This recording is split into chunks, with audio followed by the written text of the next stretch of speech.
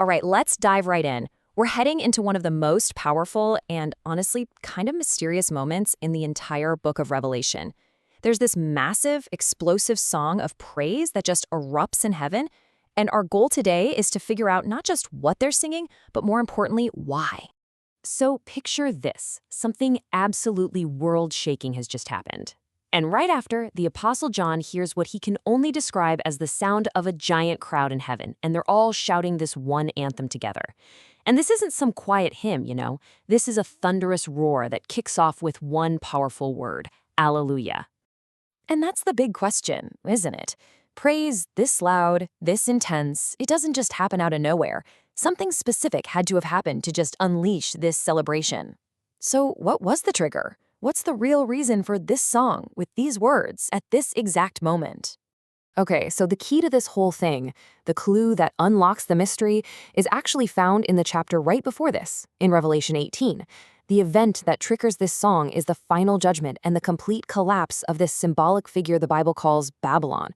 To get the song, we have to first get what just fell. Now, it's really important to understand that in this interpretation, we're not talking about a literal city in a rock. In Revelation, Babylon is basically a code word. It stands for the entire old religious system, the one built around physical temple rituals and trying to earn your way to God through works. That system has just been judged and removed, forever. And this right here, this is the massive shift they're celebrating. You see the old system on the left, with its temporary rituals and sacrifices? It's gone. And in its place is the new covenant, which is all about one thing, Jesus' perfect, once-and-for-all sacrifice. It's just like the book of Hebrews says, God taketh away the first, that he may establish the second. And that is the victory heaven is shouting about. So now that we know why they're singing, let's break down what they're singing. Because the words to this anthem, they are not random. They're incredibly precise, and they tell us everything about the core values of this new era that has just begun.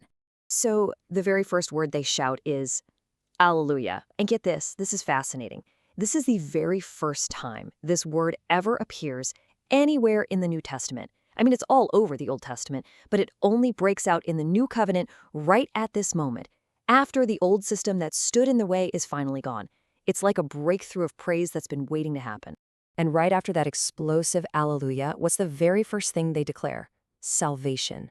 It's like with the old system of works and rituals totally cleared away, one single truth is now standing there unobscured.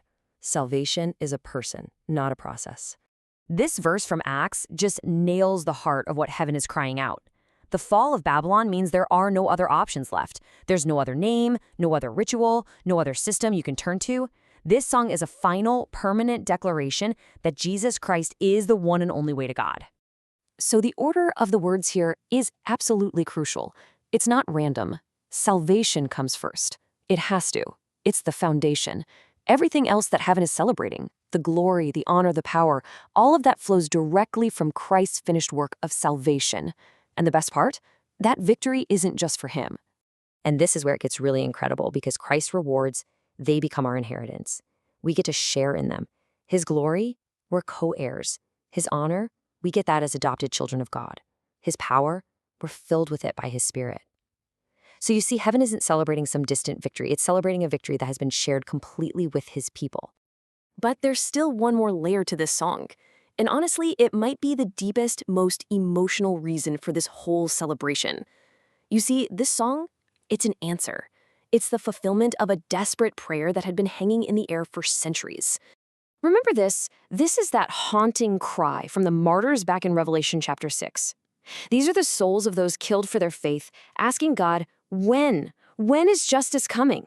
Well, the Alleluia of chapter 19 is the final answer to the how long of chapter 6.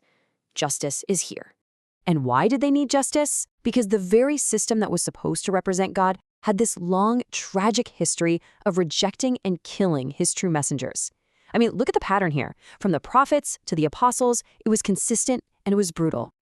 Even Jesus himself wept over this reality. He looked at Jerusalem and he saw this heartbreaking pattern, knowing that the very system that should have welcomed him as the Son of God would be the one to crucify him.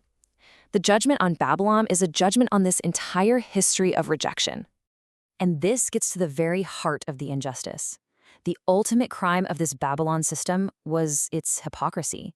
It was silencing the true voice of God, spoken through his prophets and his son, all while using the name of God as a shield.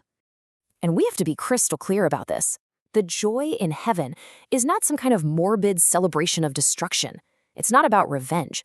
It is a righteous celebration of vindication. It's that moment when truth finally wins. God's justice is seen by all, and the faithfulness of every silenced saint is honored forever. So let's bring it all together. Now we finally understand why heaven is singing this song. Alleluia breaks out because the old corrupt way is gone. Salvation is shouted because Jesus is the only way.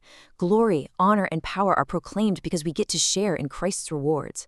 And the deepest joy of all comes from the final vindication, the moment the cry of every silenced martyr is finally gloriously answered.